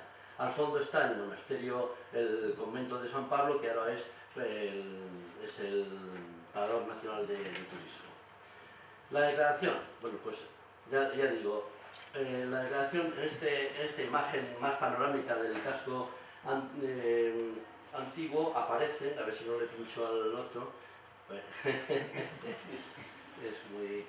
muy frecuente que ocurran estas cosas cuando no aparecen aquí. Todo esto es la fachada del Huécar que veíamos antes tan deteriorada, incluso la calle topográficamente superior llamada de Zapaterías, en el entorno de Mangana, las que se han recuperado. Otro edificio que antes se me ha olvidado en la descripción es el edificio del antiguo asilo de la Hermandad de los Pobres, que ahora es el Museo de las Ciencias de Castilla-La Mancha, con algo de impacto paisajístico, no reconocido por su autor, pero bueno. Y luego, pues, en fin, vamos a ver. No solo el año 99-2001 se diseña ya un plan ya sectorial de dinamización turística, que va a ser un poco también el antecedente de lo que será después la Fundación Turismo de Cuenca, ¿no? Pero aquí, en el año 2003, ya hay un plan especial para la ciudad alta de Cuenca, redactado por José Manuel Alonso Velasco y un equipo, él es el coordinador. Y luego, en el año 2004, se crea el Real Patronato de la ciudad de Cuenca. El Real Patronato, hay 3 reales patronatos en España, uno de la ciudad de Santiago de Compostela, otra de la ciudad de Toledo y el Real Patronato de Cuenca. Con lo cual es algo muy específico que va a servir como instrumento de financiación para ocuparse exclusivamente de rehabilitar, de conservar y de proteger el patrimonio protegido por la UNESCO. Y luego nace del Real Patronato el Consorcio Ciudad de Cuenca, que es una especie de brazo ejecutor de ese Real Patronato. Un Real Patronato que forma parte, como lógica, es el rey, pero asistió a una sesión y después ya nada. El año 4 nace también la Fundación Turismo de Cuenca, que es un milagro, un milagro, además a cuyo milagro han venido a visitar de otros destinos turísticos muy maduros, porque han aglutinado las iniciativas de 7 organismos, 3 organismos territoriales, con la administración regional, la provincial y el ayuntamiento de la ciudad, más luego Cámara de Comercio, Agrupación Provincial de Hostelería, COECPYME y la entidad regional Caja de Ahorros de Castilla-La Mancha.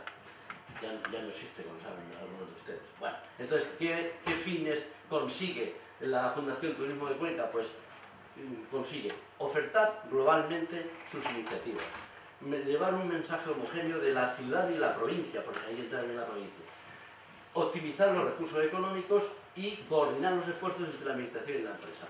Ya digo que de destinos turísticos como Málaga y Valladolid han ido a pedir asesoramiento a la gerencia de la Fundación Turismo de Cuenca para ver cómo habían conseguido tener una sola voz. Bueno, y en el año 8 se crea otro programa de rehabilitación de edificios y locales de la ciudad alta de Cuenca, que ya controla el consorcio y que es parecido a la Cuenca Plena Luz, y que tiene bastante demanda en el 8. O sea, fijaos si hay trabajo por hacer y dónde actuar, ¿no? Bueno, aquí he puesto una frase corta de Libertad Troitiño que me parecía apropiada. La actividad turístico-cultural actúa como motor de la recuperación del patrimonio.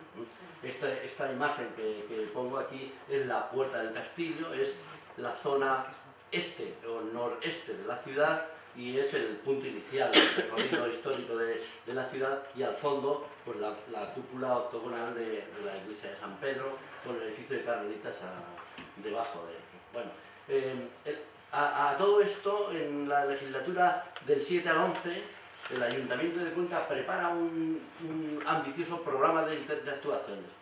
prepara Cuenca Revitaliza, que es un programa en el que quiere conseguir una ciudad habitable, pues peatonalizar, bicicleta, una ciudad cultural con un programa en el auditorio ambicioso, una ciudad industrial, pero industrial sin humo, o sea, ya más los nuevos formatos de la industria, una ciudad digital, en donde a todos se acceda digitalmente, y una ciudad saludable. Después habla de un parque científico-tecnológico, aprovechando los terrenos que Renfe tiene en el centro de la ciudad, 17 hectáreas en el centro de la ciudad, que lo único que hace es entorpecer, es una especie de cicatriz en el tejido urbano de la ciudad moderna, y que no se ponen de acuerdo ni en aquel momento el ayuntamiento ni la oposición, y luego le dieron la vuelta en las elecciones y pasa lo mismo, ¿no? Ahora os contaré algo. Luego, consiguen un programa urbano para el barrio de San Antón, creo que concedieron 9 programas urbanos en España, pues uno para el barrio de San Antón, 9 millones de euros en 4 años. Se ha gastado el 10% del dinero y el programa acaba este año. No sabemos qué vamos a hacer. No sabe lo contesta. Y ha habido un cambio de legislatura, o sea, un cambio de ayuntamiento. El otro presentó unas cuentas que no se pueden comprobar, pero 0,0 de consumo de dinero, o sea, que no sé qué va a pasar. Luego aquel ayuntamiento también presenta una agenda local 21 muy dinámica, muy ambiciosa, en fin, se quedó en eso, y luego se mete en la aventura de Cuenca 2016, capital europea de la cultura. Le empujan un poco al ayuntamiento, le convencen para que solicite, se meta en esa vorágine. En la primera, como a Madrid con los Juegos Olímpicos, en la primera criba fuera, ¿no? Bueno, entonces, una década después, ¿qué ha pasado? Pues bueno, pues por ejemplo, hemos visto aquí esta imagen con una breve frase de José Manuel Alonso también, que el conjunto urbano es de una gran fragilidad. Ellos dicen que hay que intervenir con pinzas y bisturí porque no es una ciudad patrimonial con grandes edificios donde se interviene en uno o en dos y se nota en uno. Fijaos, todo lo que aparece en la fachada del Huerta, donde están posteriormente las casas colgadas, pues esas, que a ver si luego, estas son hasta aquí las casas colgadas actuales. Para nada se parecen las actuales a estas. Este primer conjunto se recupera en los años 28, así, eran propiedad municipal. Pero resulta que se han convertido en un icono de la ciudad, por tanto, pues ya no se puede hacer ninguna cosa más. Entonces, bueno, dice que se han cumplido los objetivos de la declaración, con ordenar, mejorar y proteger el paisaje edificado. Esta es la imagen postal de las casas colgadas que alberga el Museo de Arte Abstracto Español, y bueno, o sea, hay que destacar como organismos importantes y definitivos el Consorcio de Ciudad de Cuenca, la Fundación Turismo de Cuenca, el consorcio que trabaja, como decía antes, en la recuperación, protección y conservación de la ciudad, y la Fundación Turismo de Cuenca diseña las políticas sectoriales. El plan de dinamización turística, el plan estratégico de turismo de Cuenca, con unos departamentos, parece ser que, excepto uno que es Observatorio Turístico Provincial, que ha dejado de funcionar, ahora explicaré por qué, pues los otros siguen funcionando, la información, el Convention Bureau, la promoción de nuevos productos. Crisis institucional y económica. Antes decía, la crisis económica está en todos sitios, pero la institucional a la ciudad de Cuenca le ha afectado bastante. Y la institucional empieza en el año 11, con las elecciones municipales y autonómicas en mayo del año 11. Pero aquí no hay, o sea, lo que yo quiero explicar aquí es cierto, y no hay pasión ni ideología, simplemente es la realidad.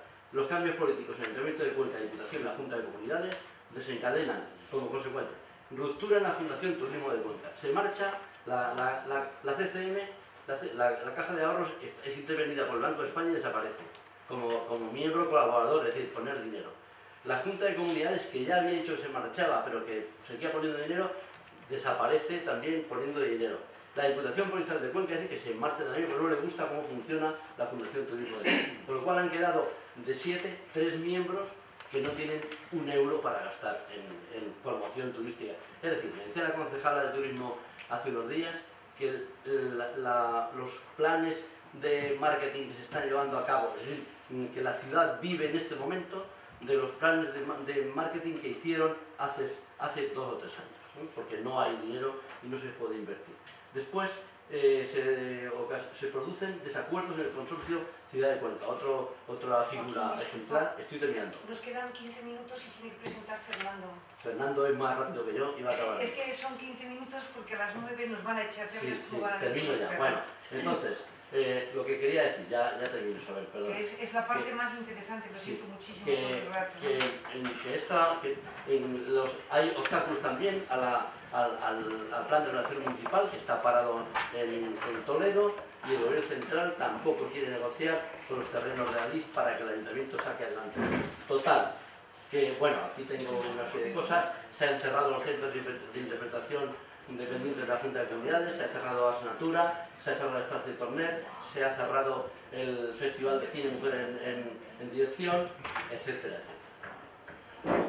Bueno, hay una paralización de proyectos, no se amplía el Museo de Artefacto Español, la rehabilitación del edificio del Museo de Cuenca se paraliza, se ha paralizado el Palacio de Congresos, incluso se ha paralizado la obra del Hospital Universitario. Propuestas de futuro, ya termino, Isabel. Integrar cultura, urbanismo y turismo. Conservar el patrimonio residencial del casco.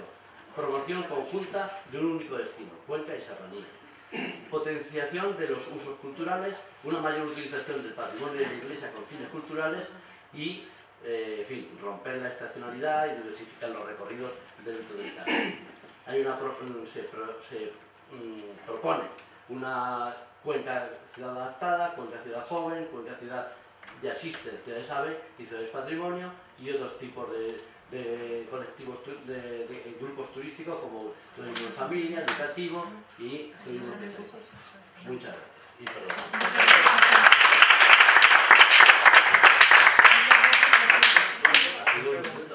Sí, muchas gracias. Fernando, Joaquín, Sí. muchísimas gracias. Es que estamos Gracias. hemos ido acumulando los tiempos. Bueno, pues damos la palabra ya en primer lugar a Fernando. Ah, sí.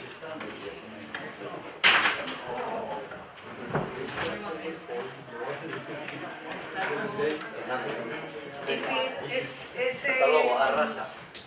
Es en serio que no vamos a poder tener margen. Sí, bueno, es una lástima, sí, tenemos que seguir en el vino, sí, en la cena. Bueno, pues presento a Fernando Barredo, es artista visual conocido en el ámbito creativo como Lobo, es catedrático de dibujo del Instituto Sefarad de Toledo y profesor asociado de la Facultad de Bellas Artes de la Universidad Complutense de Madrid.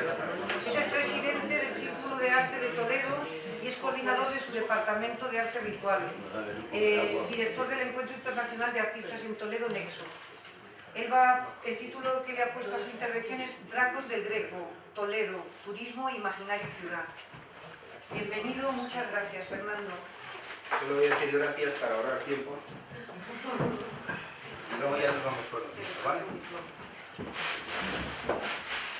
Junto a Puente ya se ha dicho aquí que la ciudad de Toledo es el segundo recinto declarado Patrimonio de la Humanidad con el que contamos en Castilla-La Mancha. También es en tamaño el segundo recinto declarado Patrimonio de la Humanidad de Europa, después de ni más ni menos el Campo de Marte de Roma, con lo cual estamos hablando realmente de una ciudad mágica, histórica y que tiene muchísimas connotaciones y desde luego muchísimas posibilidades a la hora de explotarla turísticamente, como de hecho podemos comprobar a diario. Un momentito, que lo preparo.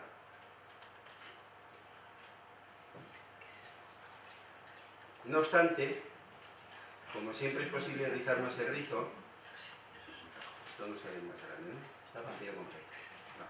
No. El Ayuntamiento de Toledo, hace unos meses, nos convocó a los artistas residentes en la ciudad para que le diéramos una vuelta al rizo. ¿Para qué? Una ciudad que es eminentemente turística, que ha sido habitada desde tiempos neolíticos. Después de la prehistoria llegaron pues, los romanos, los visigodos, los fenicios, estuvieron los árabes, los judíos, los cristianos y los cristianos. Y por lo tanto estamos hablando de una ciudad que tiene todo un bagaje, ¿no? Uno de sus mayores, digamos, atractivos es sin duda el arte, como en cualquier ciudad que se precie, históricamente hablando, y Toledo desde luego lo es. En el caso del Greco tenemos todo un símbolo, todo un icono, no ya de la cultura toledana, siquiera española, sino ya nos iríamos a un ámbito internacional. El próximo año, empezamos ya, en el 2014, se cumple el cuarto centenario de la muerte del Greco en la ciudad de Toledo. Sabéis que él nace en Creta, pasa por el taller veneciano de Tiziano, llega a Roma donde se encuentra con el abad Miguel Ángel, y ahí sale más rebotado que otra cosa a Toledo. Podría explicarlo si tuviera tiempo, así que lo tendréis que leer en un libro.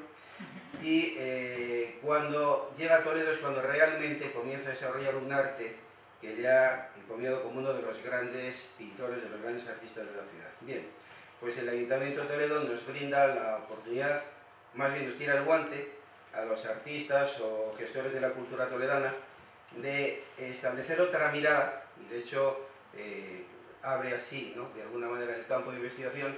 El título es Otra mirada sobre el Greco, para que en este 2014, que va a ser un año celebrado a nivel estatal desde el Ministerio de Cultura, muy auspiciado, pues este evento cultural, el Greco 2014, pueda tener alguna otra respuesta, alguna otra pregunta, de las que ya cabe esperar de una ciudad donde el Greco está más que convertido en todo un icono, ¿no? Y bueno, un repaso muy rápido por un ensayo que he escrito al caso para poder presentar un proyecto del que solo van a quedar aquí unas pinceladas. Estamos hablando aquí de que ya en la época prehistórica podemos encontrar, incluso cerca de Toledo, en Navalcán, menires como este que veis a la derecha, es el real. Lo de la izquierda es una licencia que yo me he permitido para abrir fuego. El culto a la serpiente ancestral es la curva sobre la recta, puede ser la hembra sobre el macho. De cualquier caso, es la serpiente como un símbolo ambivalente que acompaña a la humanidad desde ya, como veis, la prehistoria, y muy claramente en Toledo, en este caso, con este magnífico menhir que viene acompañado de otro, que están en el Museo de Santa Cruz, en el patio. Según entráis a la derecha, podréis admirarlos. Y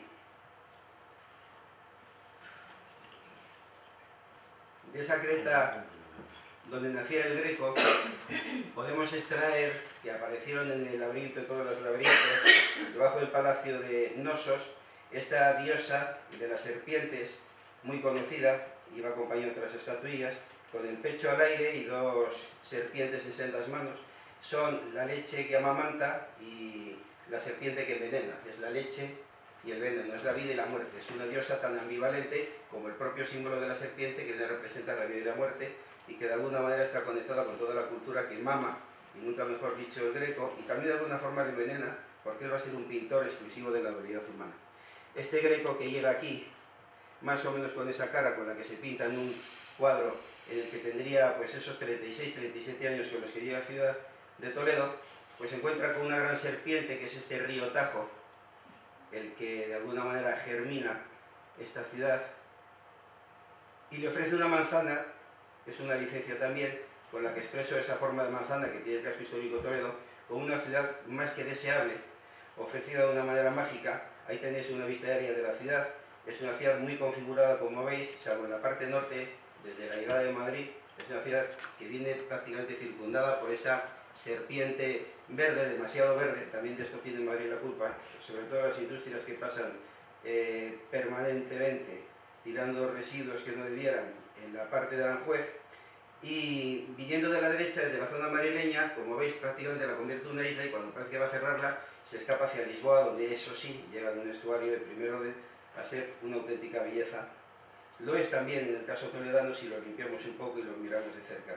Ese Greco pudo encontrarse estas anguilas, aquí la tenéis en mazapán crudo y horneado, típicas de la ciudad, porque cuando él llega, incluso cuando nuestros abuelos estuvieran, había anguilas, se pescaban, se comían, era uno de los manjares de la ciudad.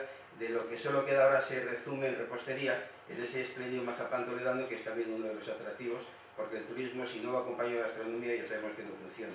En la misma época, justo en el mismo año en el que el Greco viene como un artista de fortuna intentando hacer un poquillo más, llevan apaleado un pobre desgraciado, se llama Juan de la Cruz, lo hemos conocido luego posteriormente como San Juan de la Cruz. Le acaban de dar una paliza formidable en Ávila, le llevan a lomos de un mulo, con nocturnidad le meten en la ciudad y le tienen encerrado en lo que iba a ser una letrina y terminó siendo su celda durante lo que es el embarazo humano, 9 meses pasándolo fatal, despellejándose las manos del frío y comiendo solamente pan duro y sardinas. Es así como trataba el clero, el alto clero, al bajo clero. Este era él que quería ser carmelita descalzo frente a todos los carmelitas calzados, y no hablemos de los obispos, arzobispos y demás calzadísimos que había en Toledo, en esta ciudad de la que este semblante de esa época no viene a ser prácticamente más que una caricatura, pero valga esta imagen para expresar que Toledo, en definitiva, es esta especie de península con la catedral y el alcázar en lo alto, y luego pues toda la pleitesía dando vueltas, derribándose hasta el Tajo. En esta ciudad el Greco se encontraría con alguien a quien ya había conocido en Roma, era el inquisidor general de Castilla. Por lo tanto tenía que estar en Toledo porque Toledo, siendo Madrid desde Felipe II la capital política, Toledo es la capital religiosa, sigue siéndolo todavía, y este hombre, que era arzobispo de Sevilla, al sur de España, tenía su morada en Toledo por ser el inquisidor general. Fue un encuentro, fue una pareja, fue una relación bastante extraña que podríamos comparar perfectamente a la que tuvieran el Papa Pablo III con el Miguel Ángel de Roma. Era una especie de admiración, odio, la que sentía este personaje hacia el Greco, porque de alguna manera, como a todos nos ocurre, sus inefable pinturas le llamaban poderosamente la atención, pero se saltaba todos los cánones, ¿no? Este es el cuadro, y a la derecha el boceto, que pinta, siendo Felipe II uno de los personajes principales, junto a Mocénigo, el que entonces era el duque de Venecia, y el Papa Pío V, en esa especie de triunvirato de las Azores que hicieron Bush, Blair y nuestro tristemente presidente Aznar, cuando quieren ir a luchar contra el eje del mal y se montan unas armas de destrucción masiva que nunca se encontraron. Bueno, estos hicieron lo mismo en Europa para ir contra el poder otomano, y es la típica guerra de imperios, la justificación de la religión para la sangre, el territorio, las fronteras, cambiarme esta poderla aquí, ahora mi imperio es más grande, el tuyo es más pequeño. Ya sabemos que la historia, la miremos por la miremos, viene acompañada de estos gestos tan buenos. Curiosamente, el Papa que había entonces en Europa, el Papa romano, a quien el Greco tuvo por pontífice en su etapa romana, era el Papa del Dragón, porque su símbolo familiar, el anagrama, y tenéis el escudo a la izquierda, era el dragón. Su familia tenía, el linaje de su familia iba acompañado de la heráldica del dragón, y de eso él se pone incluso aurobouros en los anversos de ciertas monedas conmemorativas, como carneros, mastros cabríos y demás, que acompañan también toda suerte de mitología antigua, en una época en la que Toledo, por su sometimiento a este Papa y a Roma, culmina, remata la flecha de la catedral gótica, la única flecha que tiene de catedral gótica, por esa forma de 3 coronas superpuestas, que de alguna manera está emulando la tierra papal, esa Santísima Trinidad, pero sobre todo el signo de sometimiento a Roma, ¿no?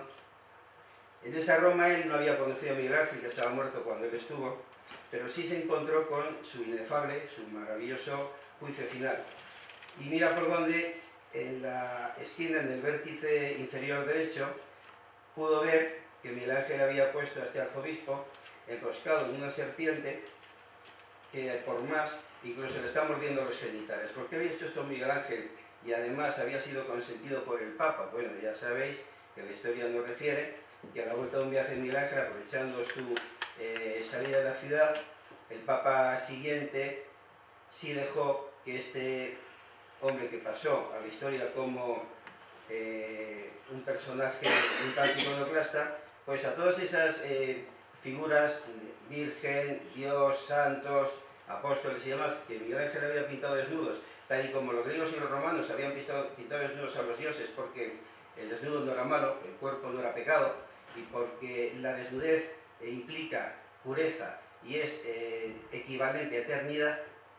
Pues bueno, este buen hombre lo que hizo fue, con pintura al óleo, cargarse en definitiva todos estos desnudos y convertirlos en trapos, por eso lo llaman desde entonces el Braghetoni en Italia, y ese es el motivo por el que Miguel Ángel le hizo este regalo, este homenaje. ¿Por qué os cuento esto? Pues porque Clonsas, el maestro bizantino del Greco, como veis, había copiado ya de Miguel Ángel este ademán de esta barca de Caronte que habéis visto en el juicio final. Aquí está el Caronte griego sustituido por un demonio al estilo ya más renacentista, le veis los cuernos en la frente con una maza dando mazazos a los pobres desgraciados, que lleva a ese infierno en el que aparece como rey niños del infierno el que había sido obispo, enemigo del sexo.